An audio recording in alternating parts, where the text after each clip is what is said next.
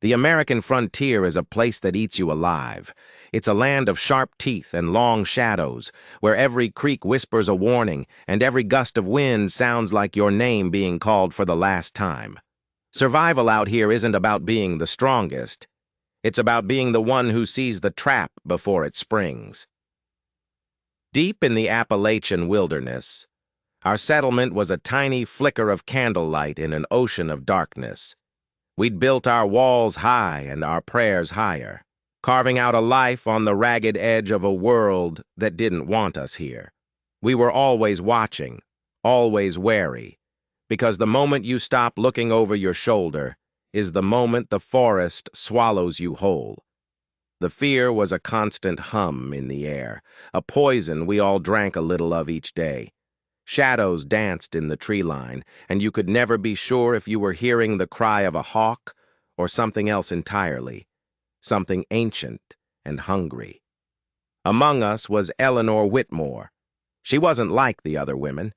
While they mended clothes, she mended words, piecing together the languages of the Cherokee and the Shawnee, secrets she learned in hushed tones, defying a world that told her a woman's place was by the hearth, not in a council of war. In a land ruled by the cold steel of a musket, Eleanor carried a different kind of weapon, her voice. And then there was Thomas Caldwell, a man made of whipcord and suspicion, a scout who read the wilderness like a book. He trusted the feeling in his gut, and right now, his gut was screaming that something was coming, something fast and hungry and stained with blood. For weeks, the rumors had been drifting on the wind, dark whispers of war parties, of villages turned to ash in the dead of night. We were all bracing for it. We knew if an attack came, there would be no quarter given, no mercy shown. The men argued, their voices tight with fear. Should they send for help that might never come? Should they make a stand and die on their own land? Or should they pack what little they had and run, disappearing into the same wilderness that was hunting them? Their fear was a loud, ugly thing, and it drowned out the one voice that might have saved them. Eleanor's voice. In their world, a woman's words were lighter than smoke.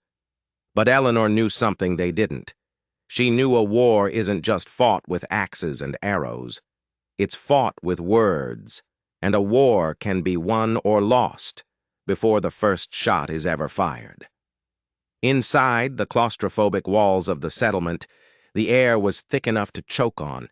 Men sharpened their blades, their eyes constantly flicking to the dark, silent wall of trees that penned us in.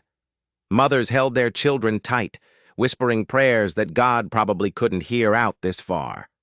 Sleep was a luxury no one could afford tonight. In her small cabin, bathed in the flickering glow of a single candle, Eleanor Whitmore wasn't praying. She was listening to the pop and hiss of the fire, to the angry murmur of the men, to the wind as it clawed at the walls. But she heard something else, too. A sound carried on that wind, something from beyond the trees, so faint you could mistake it for a trick of the ear. But Eleanor didn't make mistakes like that. Out there, beyond the safety of our walls, something was stirring. A lone figure was moving through the night, not charging, not sneaking, just waiting. And as Eleanor watched the silhouette, a cold dread washed over her. This wasn't the arrival of an enemy army. This was a message, and she was the only one who might be able to read it. The night went dead silent, the kind of silence that's louder than any scream. No crickets, no rustling in the underbrush, nothing. Just the lonely wind and the flicker of a single torch, way out there at the edge of the forest. Eleanor stood as still as a statue, her eyes locked on that distant flame. The figure hadn't moved an inch, hadn't made a sound. He was just there. A question mark carved out of the darkness. Inside the main hall, the men were coming apart at the seams. They were whispering about an ambush, a trap. Henry Draper, a man whose solution to most problems was a musket ball, wanted the gates barred. No one in, no one out until sunrise.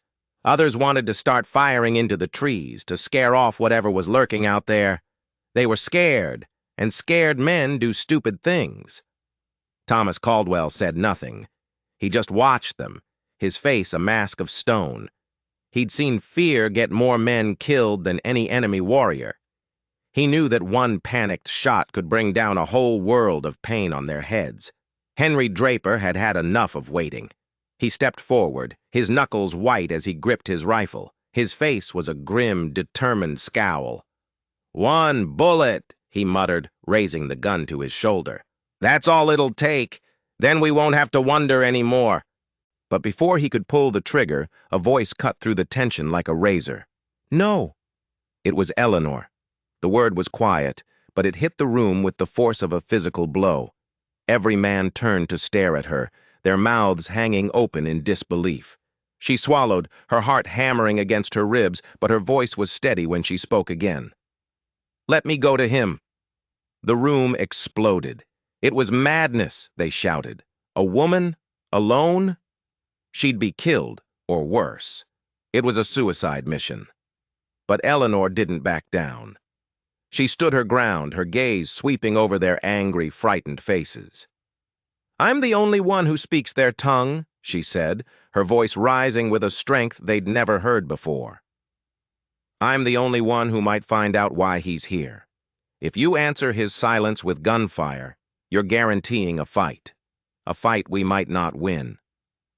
Her words hung in the air, a challenge they couldn't ignore. For a long, tense moment, no one spoke. Then, Thomas Caldwell let out a slow breath. He looked at Eleanor, really looked at her, and then he gave a single decisive nod. "I'll go with you." The protests started again, but they were weaker this time. A seed of doubt had been planted. If Caldwell, the best scout they had, thought this was a risk worth taking, maybe it was. The decision was made. The heavy wooden gates groaned open, just wide enough for two people to slip through into the suffocating darkness. The cold night air was a slap in the face. Eleanor could hear the crunch of her own boots on the frosted ground, the frantic thumping of her own heart. Caldwell moved beside her like a phantom, his rifle held at the ready, his eyes constantly scanning the shadows. He didn't speak. He didn't have to. His entire body was a coiled spring, ready to unleash hell at a moment's notice. Then the figure moved. A slow, deliberate step out of the shadows. The torchlight glinted off something in his hand. A weapon? A peace offering? A spark of doubt, cold and sharp, pierced Eleanor's resolve. She had been so certain that words could save them. But as she walked toward that lonely flame, with the weight of her entire settlement on her shoulders, she had to wonder. Was she walking toward peace? Or was she walking straight into a trap? The firelight licked at the edges of the man's form, revealing him piece by piece. He was tall, broad-shouldered, draped in deerskin. A warrior. His face was impassive, a mask of calm that could mean anything. Eleanor knew better than to mistake stillness for peace. Beside her, Caldwell shifted his weight, his fingers brushing the smooth wood of his rifle stock. It was a subtle movement, but it was a clear message. "I'm ready." But Eleanor didn't reach for a weapon. She did the one thing no one else in that fort would have dared to do. She spoke. Her voice, clear and steady, carried across the frozen ground in the Cherokee tongue. "We see you. We hear you. We are listening." A silence stretched between them, so thick it felt like you could grab a handful of it. The warrior's eyes flicked from Eleanor to Caldwell, then back again. He was sizing them up. The wind picked up, rustling the dead leaves in the trees, making the shadows dance. Then finally he spoke. His voice was a low rumble, like distant thunder. "I am Tyanita of the Ottawahe. I bring words, not war." Eleanor felt a knot in her chest loosen just a little. Words. She could work with words. She inclined her head, a sign of respect, but her eyes remained watchful. Even as she stood there talking to him, she felt it. A prickling sensation on the back of her neck. The feeling of being watched by more than one pair of eyes. They were not alone. Caldwell felt it too. You could see it in the way his jaw tensed. A single warrior never traveled this far alone. The others were out there, hidden in the darkness, waiting. Waiting for what? "What words do you bring, Tyanita?" Eleanor asked. He paused, and when he spoke again, his voice was softer, laced with a grim urgency. "Danger comes, not from my people. It comes from those who walk this land with painted faces and fire in their hands. They do not seek words. They seek blood." The Shawnee. The name hung unspoken in the air. Caldwell let out a curse under his breath. All the signs had been there, the distant smoke, the rumors of raids. Now the warning had been delivered to their front door. "Why tell us?" Eleanor asked, her mind racing. "Why warn us?" Tyanita's calm facade finally cracked. A flash of frustration, of anger, lit up his dark eyes. "Because the blood they spill will not stop at your walls. This war they bring does not know boundaries. If you fight them alone, you will die. If we fight them alone, we will die." Caldwell took a half-step forward, suspicion etched on his face. "And what do you want in return for this? Warning?" Tyanita held Caldwell's distrustful gaze for a long moment before turning back to Eleanor. He didn't offer a deal. He offered a choice. An answer. We can stand together against this storm, or we can stand alone and be washed away. For the first time all night, the cold wasn't just in the air, it was in her bones. The war they had all feared wasn't coming. It was already here. She had always believed in the power of words to shape destiny, to turn the tide of a conflict. But now, staring into the eyes of a warrior who was offering an alliance she couldn't refuse and couldn't possibly trust, she felt a terrifying doubt. Were words going to be enough? Or had she just walked her entire settlement into a much, much bigger trap? Just as the warrior finished speaking, a sound reached them. It started as a faint tremor in the ground, a vibration you felt more than you heard. It grew quickly, a rhythmic pounding that shook the very air around them. The wind shifted, and with it came the unmistakable scent of smoke and sweat and horses. The night, which had been so unnervingly quiet, was suddenly shattered by a sound that chilled Eleanor to the bone. Hoofbeats, dozens of them, fast, heavy, and getting closer with every passing second. Caldwell spun around, his rifle snapping up to his shoulder in a single fluid motion. War cries, sharp and brutal, sliced through the air. Tyanita stiffened, his head whipping toward the sound. "They are here!" he breathed, his voice tight with disbelief. "The Shawnee!" Out of the darkness they came, like demons spat up from the earth. A wave of riders, their faces streaked with war paint, their eyes wild in the flickering torchlight. They held torches in one hand and weapons in the other, and they rode with a terrifying, single-minded purpose. Caldwell took aim at the lead rider, his finger tightening on the trigger. But before he could fire, Tyanita's hand shot out and slammed the rifle barrel down. "No!" he hissed, his voice urgent. "If you fire, you doom us all. They will not stop." Caldwell hesitated, his jaw clenched so tight it looked like it might crack. He was a man of action, and every instinct was screaming at him to fight. Eleanor took a shaky step forward, raising her hands, palms open. "Wait," she said, her voice barely a whisper. "Let me try." She could feel Caldwell's incredulous stare burning into her back, but she ignored it. She focused on the approaching riders, on the terrifying figure leading the charge. She did the only thing she knew how to do. She spoke. Her voice rang out in the Shawnee tongue, steadier and louder than she thought possible. "We are not your enemy." The lead rider hauled back on his reins, his horse rearing up, its hooves pawing at the air. The other riders pulled up behind him, a chaotic mess of snorting horses and tense, silent warriors. The night held its breath. The leader leaned forward in his saddle, his eyes burning like hot coals, fixed on Eleanor. His voice was sharp, like flint striking steel. Who speaks for this place? Eleanor didn't hesitate for a second. I do. The silence that followed was absolute. It was heavier than any stone, more terrifying than any war cry. Caldwell was frozen beside her. Tyanita's face was unreadable. The Shawnee leader stared at her, his expression a mixture of surprise and suspicion. He studied her for what felt like an eternity. Then, slowly, he lifted one hand. It was a signal. The warriors behind him relaxed slightly, but their weapons remained ready. For the first time that night, Eleanor allowed a tiny sliver of hope to enter her heart. But she knew this was far from over.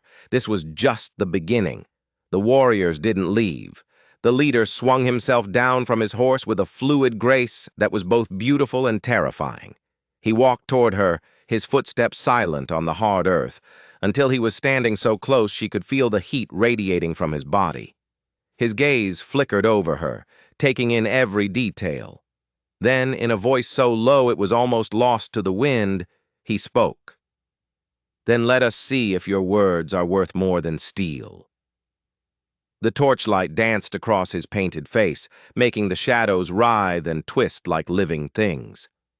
Eleanor swallowed, the sound loud in the oppressive silence. She knew with absolute certainty that the next words out of her mouth would decide the fate of every man, woman, and child huddled behind the fort walls. She risked a glance at Tyanita, but his face was a blank mask. This was her test to pass or fail. She took a deep breath and met the leader's gaze. If we fight, she said, her voice ringing with conviction, the earth will drink the blood of both our peoples. We do not want this war, but we will not run from it. The leader's expression didn't change. He was a mountain, immovable and unreadable. Eleanor pressed on, her words coming faster now. There is another way. This land is vast. It is wide enough for all of us. We have traded with your people before. We have spoken in peace. His eyes narrowed slightly, but he didn't stop her. The settlers here do not wish to take what is yours, she continued, praying he could hear the truth in her voice. We only seek to live, to raise our families, to see the sun rise on another day, just as you do. A long, tense silence hung between them. Then the Shawnee leader shifted his stance, crossing his powerful arms over his chest. Words are wind, he said, his voice flat. The white man has spoken with a forked tongue before. Beside her, Caldwell let out a sharp, angry breath. We are not those men, he growled. Eleanor shot him a warning look, lifting a hand to silence him. She turned back to the leader. You are right to be cautious, she conceded. But tell me, what does war gain you? More graves to dig? More women to mourn? What victory is there in that? The leader's eyes darkened. We do not seek war, but we do not flee from it. Eleanor nodded slowly. Nor do we. Something flickered in the warrior's gaze, a spark of something. Respect? Curiosity? He studied her for another long moment. Then, with a slow, deliberate movement, he reached for a small leather pouch tied to his belt. He held it out to her. It wasn't a peace offering. It was a test. She reached out, her fingers brushing against the worn leather. Take it, he said, his voice low and measured. If your words are true, if your people are honorable, we will speak again before the next full moon. If not. He didn't need to finish the sentence. The threat hung in the air, sharper than any blade. Eleanor took the pouch, her hand closing around it. Behind her, she could feel the tension radiating off Caldwell. The Shawnee leader took a step back and lifted his hand. In an instant, his warriors turned their horses and melted back into the darkness they had come from, as silent and sudden as their arrival. The night seemed to sigh in relief. Tyanita let out a long, slow breath. Caldwell finally lowered his rifle, his shoulders slumping slightly. And Eleanor. Eleanor finally let out the breath she hadn't even realized she was holding. For now, the war was averted. For now, the bloodshed had been stopped. But she knew this was only a temporary reprieve, a pause in the storm, not the end of it. She looked down at the simple leather pouch in her hand. It felt impossibly heavy. It was a chance, but it was also a warning. Caldwell stepped closer, his voice a low rasp. "What is it? What did he give you?" Eleanor's fingers, clumsy with cold and adrenaline, fumbled with the string. She opened the pouch and tipped its contents into her palm. Lying there was a single smooth gray riverstone. Caldwell frowned.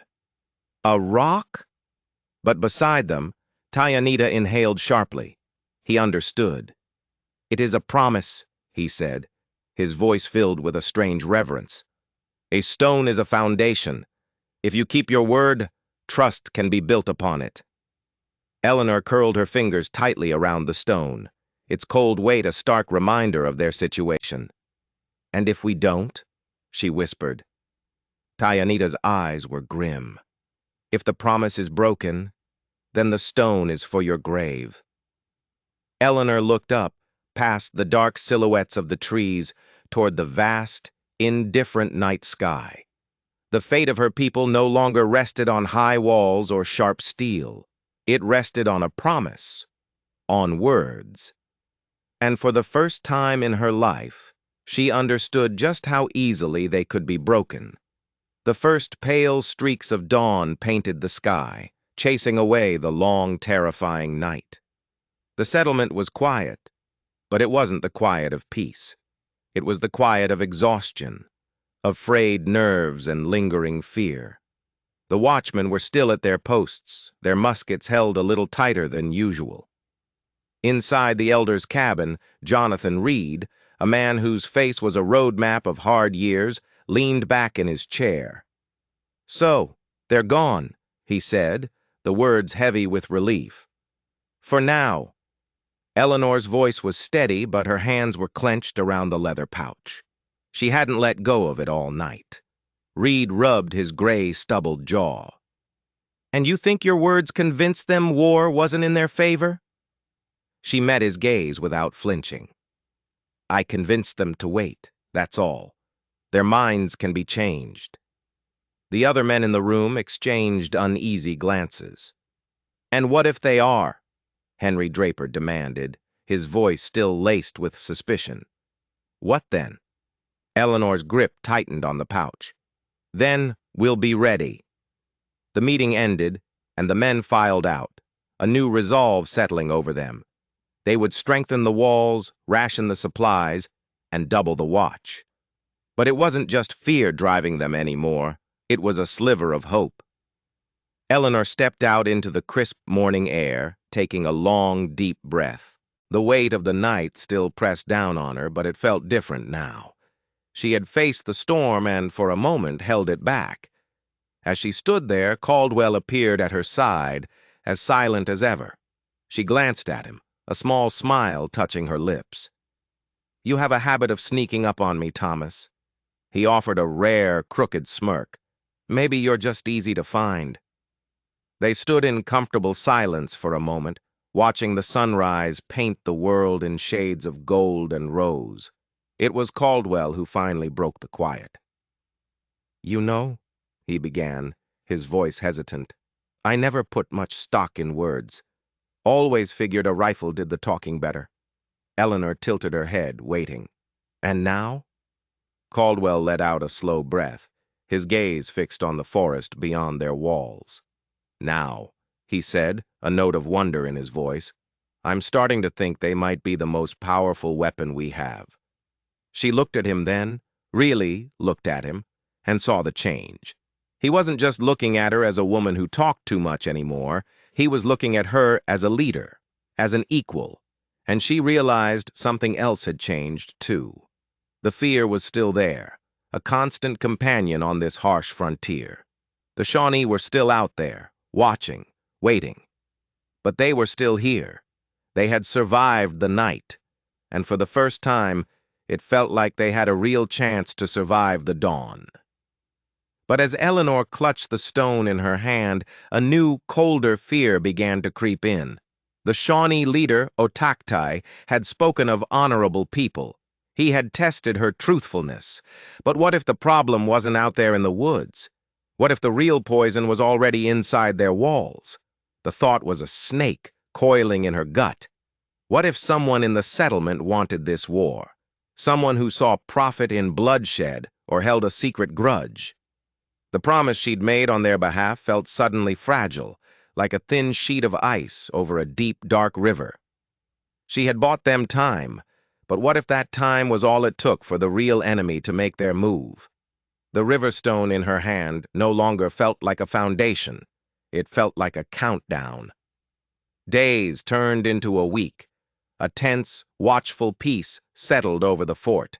Every snapped twig in the forest sent men scrambling for their rifles. Every unfamiliar bird call was scrutinized. The fear hadn't gone away, it had just changed shape. It was no longer a fear of the outside world, but a gnawing suspicion of the people you shared your bread with. Eleanor saw it in the way neighbors looked at each other, the way conversations stopped when someone approached. The fort had become a powder keg, and everyone was afraid of who might light the fuse. Henry Draper was the loudest. He saw traitors in every shadow. He argued that Eleanor's peace talk was a sham, a trick to lower their guard. She went out there alone with him. He'd say to anyone who would listen, his voice dripping with insinuation. Talk to them in their heathen tongue. How do we know what she really promised them? How do we know whose side she's on? The poison of his words spread. People started avoiding her. The same men who had looked at her with grudging respect now looked at her with open distrust. Even some of the women who had once been her friends now whispered behind their hands when she passed. She was more alone than ever, an outcast within her own walls. Only Caldwell remained steadfast. He became her shadow, not out of suspicion, but out of a fierce, unspoken loyalty. "Don't listen to them, Eleanor," he told her one evening as they stood on the watchtower, looking out at the endless sea of trees. "Fear makes people ugly." "It's not their words that scare me, Thomas," she confessed, her voice barely a whisper. "It's that they might be right. Not about me, but about their being a traitor. What if Otakte wasn't just testing my honor? What if he was warning me that one of our own is rotten?" Caldwell's face hardened. He had considered it, of course. He was a scout. He saw threats everywhere. "If there's a snake in this fort," he said, his voice a low growl, "we'll find it, and we'll cut its head off." But how? They had no proof, only a gut-wrenching feeling. Accusing someone without evidence would tear the settlement apart, doing the Shawnees' work for them. They had to be careful, they had to watch, and they had to be right. That night, Eleanor couldn't sleep.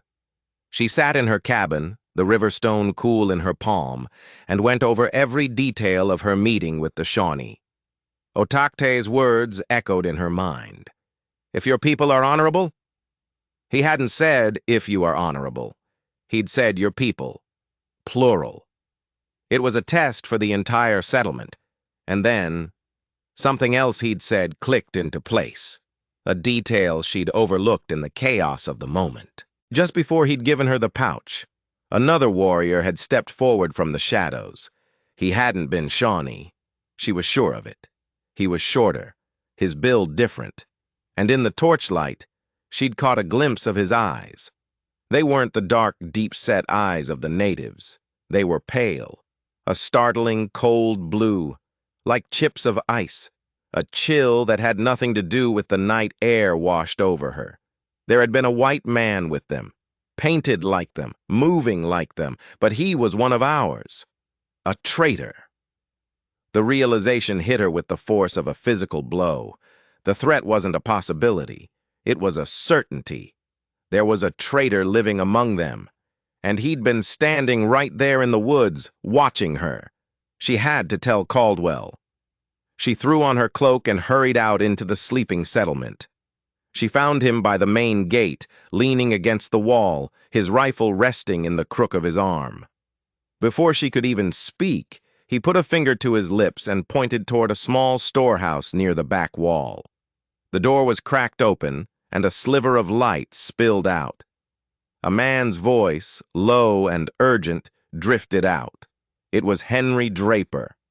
"Can't wait for the full moon," he was saying. "We need to strike first, a show of force, prove we're not weak." Another voice answered, one Eleanor didn't recognize. "And the woman? Whitmore? She'll be a problem." Draper's reply was cold and sharp.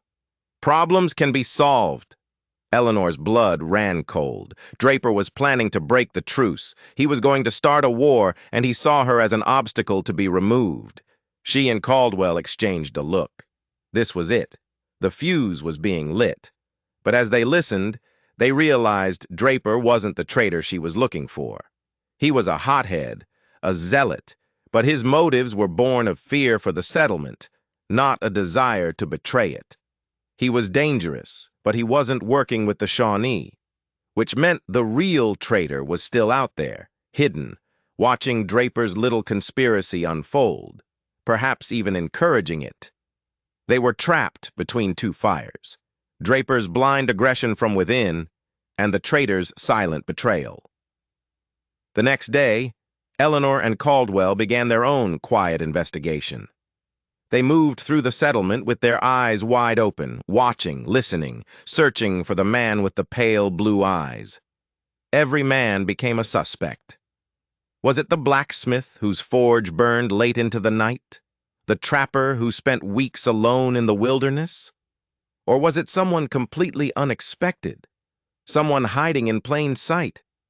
They started with the fort's roster, a list of every soul within the walls. They cross-referenced it with supply logs, duty rosters, anything that might reveal an anomaly, a man who wasn't where he was supposed to be on a particular night. It was slow, frustrating work, a wall of secrets. One afternoon, Eleanor was helping sort through supplies in the very storehouse where they'd overheard Draper. At the bottom of a crate of dried beans, her fingers brushed against something hard and out of place. She dug it out. It was an arrowhead, but it wasn't the kind their hunters used. The flint was a darker gray, and the fletching was made from hawk feathers, tied with a specific, intricate knot. It was a Shawnee arrowhead. Her heart pounded in her chest. She remembered seeing arrows just like it in the quivers of Otakte's warriors. The storehouse was managed by a quiet, unassuming man named Finch. A merchant who had arrived a few months ago, a man who kept to himself and rarely spoke to anyone. A man no one would ever suspect. A man with pale, ice-blue eyes. They had found him. The snake was in their midst, but knowing and proving were two different things. Accusing Finch without concrete proof would be just as disastrous as Draper's mutiny. They needed more. Caldwell decided to shadow Finch, while Eleanor tried a different approach. She remembered the secret languages she had learned, the stories and symbols. She began drawing.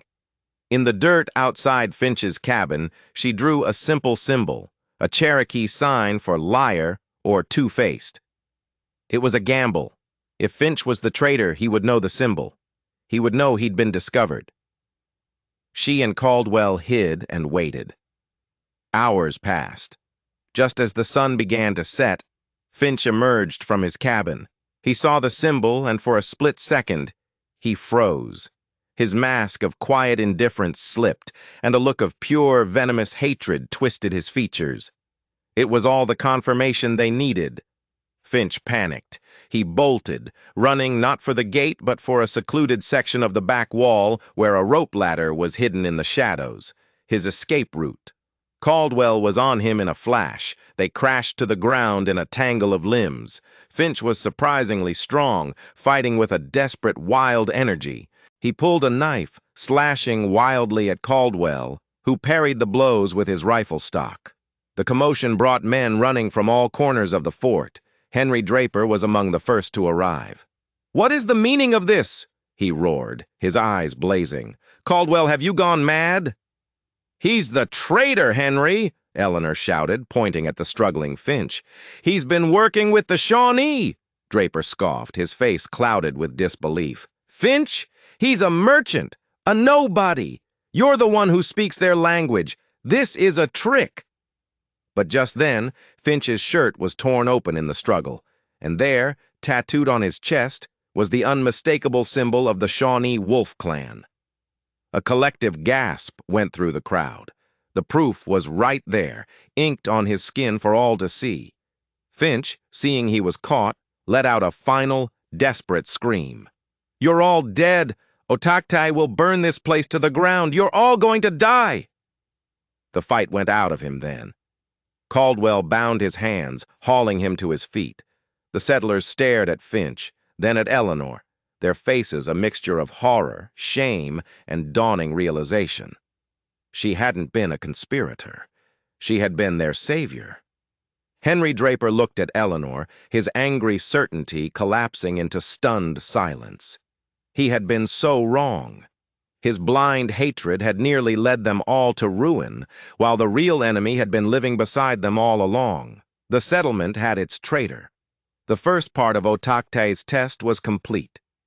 They had found the rotten apple. Now came the harder part. The full moon was just 2 nights away. They had to decide what to do with Finch, and what to say to the Shawnee, who were even now waiting in the woods, waiting to see if the people of the fort were truly honorable. The fate of the settlement still hung by a thread, and Eleanor knew the next words spoken would be the most important of her life. The trial was short. Finch, stripped of his deceptions, confessed everything. He wasn't even a merchant. His name was Silas, a former Army scout discharged for treachery. He'd been trading information and weapons to Otactai's war party in exchange for a share of the plunder from other smaller settlements they'd raided. He told them how he'd manipulated Henry Draper, feeding his fear and paranoia, hoping to push the settlers into a foolish attack that would give the Shawnee the excuse they needed to wipe the fort off the map. He sneered as he spoke, his blue eyes filled with a chilling lack of remorse. "You're all just lambs waiting for the slaughter," he spat. "This land was never yours." The council, led by a humbled Jonathan Reed and a silent, grim-faced Draper, delivered the verdict. Not death. That would be too easy. It would make him a martyr. They chose justice, not revenge, banishment. They stripped him of his weapons, gave him a day's worth of water, and cast him out of the gates, forcing him into the same unforgiving wilderness he had sought to unleash upon them. As he disappeared into the trees, a strange quiet fell over the settlement. The internal threat was gone. The poison had been purged. Now, only the external one remained. The night of the full moon arrived, bathing the world in a ghostly silver light. As before, Eleanor and Caldwell walked out of the gates alone. But this time, they didn't walk in fear. They walked with a heavy but clear conscience. They reached the clearing. Tyanita was there, and beside him stood the imposing figure of Otactai. His face was as unreadable as ever. "The moon is full," Otactai said, his voice a low rumble. "You have your answer?" Eleanor didn't speak. Instead, she reached into her pouch and took out the smooth river stone. She held it out to him on her open palm. "The stone is a foundation," she said, her voice clear and strong. "You told us that trust can be built upon it. Our foundation was weak. It had a crack in it. A man named Silas, who you know as Finch." Otactai's eyes narrowed slightly. "We found the crack," Eleanor continued. "We did not shatter the stone to hide it. We removed it. We cast him out. Our foundation is now solid." She placed the stone on the ground between them. "We have kept our word. We have proven our people are honorable." A long silence followed. The wind whispered through the pines. Otactai looked from the stone on the ground to Eleanor's unwavering gaze. He was searching for any sign of deception, any hint of a lie. He found none. Finally, he gave a slow, deliberate nod. "You have done well," he said. It wasn't praise, it was a simple statement of fact. "The traitor has been dealt with. The blood debt he owed is now his alone, to pay in the wilderness. He then looked at Tayanita, who stepped forward. An understanding was being forged here, not of friendship, but of mutual respect and survival. A promise not to raise arms against each other, to warn each other of coming dangers, to trade in peace. The war was over, before it had ever truly begun. As Eleanor and Caldwell walked back toward the fort, the first rays of the morning sun were breaking over the mountains. The world felt new, washed clean. They had faced the darkness, both outside their walls and within, and they had won. Not with rifles and cannons, but with courage, wisdom, and words. Standing on the watchtower, looking out over the vast, wild land they called home, Caldwell turned to her. "You saved us, Eleanor," he said, the words simple and true. "All of us." She smiled, a real, genuine smile that reached her eyes. The fear was still there, of course. The frontier would always be a dangerous place, but it wasn't the suffocating, paranoid fear from before. It was a healthy respect for a world that demanded strength and resilience. They were still here, and that meant everything. The Riverstone now sat on the mantelpiece in the main hall, a constant reminder of the fragile peace they had forged, a foundation for a new future they would have to build together, one word at a time. So what do you think?